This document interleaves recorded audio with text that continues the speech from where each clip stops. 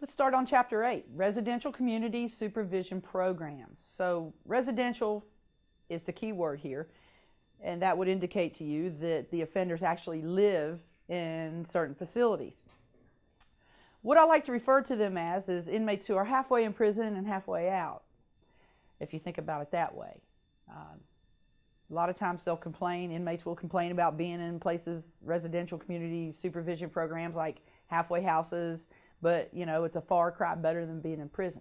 So what are some residential options? We're looking at halfway houses, community correction centers, work release programs, and shock incarceration, or what we refer to as boot camps. And there aren't many adult boot camps left anymore because they're very expensive, and they've had really bad results because they lack aftercare or follow-up supervision, but there are still some private boot camps available for juveniles.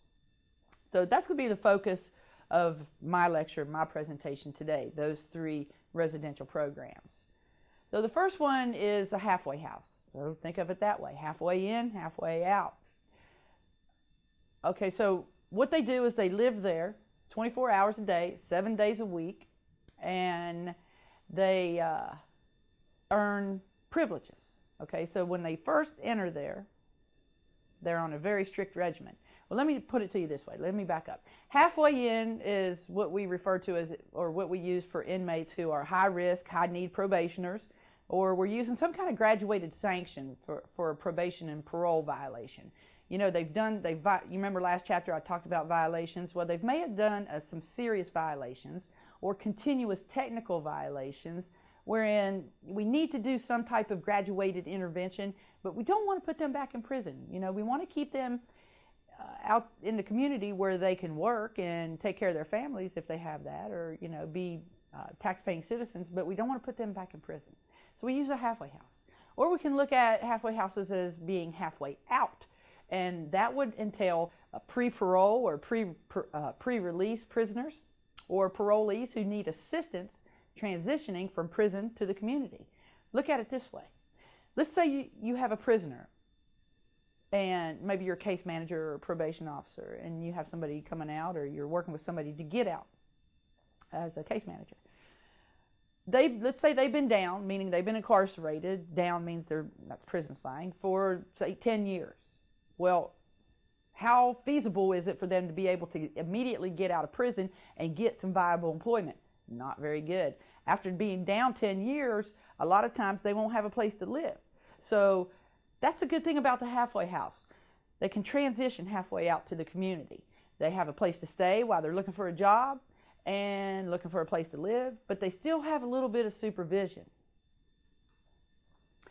So what are some program components to halfway houses? They don't just go there and flop. It's not just a flop house. They have some structure.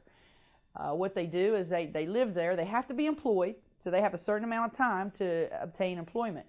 They can leave the facility for work, but it has to be verified. They have to have pre-approved leave for any other type of reason. And reasons would include things like searching for jobs, maybe going to counseling, maybe going to an educational program, something like that, maybe to tend to medical needs. They have a check-in, a log system. They check in and check out, and most oftentimes halfway houses have counselors that they are employed there, but really they're just kind of overseers, really. So the level system, like I told you before, they come in and they're on a strict regimen. They're on a low level. They don't have a lot of free time, but they get increased freedom, and they earn that based on good behavior, the amount of time in the program, and the client's financial situation. So it's been my experience that here's what I see from inmates. They have to pay usually 25% per diem of what they earn. And they always complain when it comes to paying their fees to be in halfway house. They say, oh, I'm paying to be incarcerated.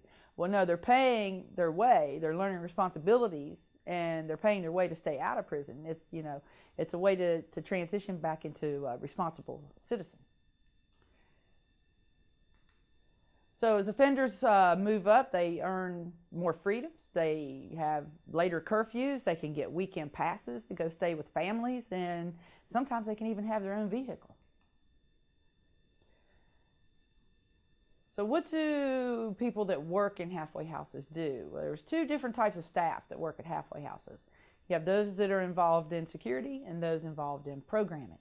The people involved in security, they do things like population counts, and that's exactly what it says it is. They literally count each person to make sure they are where they're supposed to be. And even if they're signed out, they may call their work and to verify that they are in fact there where they're supposed to be. They do searches. Yes, they go through room searches and they look for contraband. The definition of contraband is anything that's not authorized by that particular facility. They have to be in charge of people who sign in and out, dispensing medications, and conducting breathalyzers and urine screens. The other side of the spectrum for halfway house workers are case managers and counselors. And they take care of the treatment needs, like group counseling, teaching classes. They prepare pre-release plans, and so on. They look at goals of punishment and treatment, so on. So there are 5 different types of RCCFs, residential community correction facilities, that I'll talk about. The first one is work release. There are 2 different types of work release. It can be an institutional corrections or community corrections. So if you have a jail-based work release, it's kind of like a weekender, or they can, where they report to jail on the weekends and then they stay out in the community and work during the week. Or they can be in jail and then be released on a daily basis to go out and work. Then you have traditional work releases, that says that leaving every day, that is considered a traditional work release. The second type is restitution center. Restitution centers are very similar to halfway houses. In fact, it's probably a halfway house. I would explain it as a halfway house with the specific goal of restitution, really. What they do is they have different focus than a halfway house. The main focus is on gainful employment, paying things like child support, paying restitution, paying court-ordered fees, and paying their rent and taking care of their food. They usually stay there for 6 months or less. The third type is a work ethic camp. And this is a 120-day alternative to prison residential programs. And it's very similar to a halfway house that combines work and treatment. The fourth is shock incarceration. And the way I like to explain this is that, let's say, put yourself in a prisoner's shoes. Let's say you go to prison or jail and you're there for 6 months, not knowing there's any chance for release. Then all of a sudden you get a court order, it comes down, and the judge says, hey, guess what? You're released from prison, and you're going to have to serve a short term of supervised release, but you do get to go out in the community and serve your term of supervised release. So I would say, wouldn't you be a little bit shocked? I know I would be a little bit shocked. So therein lies the name, shock incarceration. And the formal definition is a brief period of imprisonment that precedes a term of supervised probation and is variously referred to as, here are the other names, AKA, also known as shock probation, shock parole, intermittent incarceration, split sentence, and boot camp. See, the hope is that this period of incarceration will be an incentive for them not to commit further crime. The fifth type of RCCF I'll talk about is the boot camp. And like I said earlier, there aren't a whole lot left, but here's how they work. It's a quasi-military style format. They do intense physical training, they do hard labor, they do drill and ceremony, and they have rigid structure. That usually lasts about 90 to 180 days. And the good boot camps will will have a therapeutic and educational program involved in them as well. Boot camps aren't for every type of offender, though. You know, they have to volunteer to be there.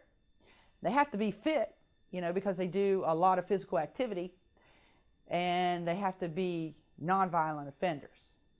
So that's going to conclude my lecture on Chapter 8. Thank you.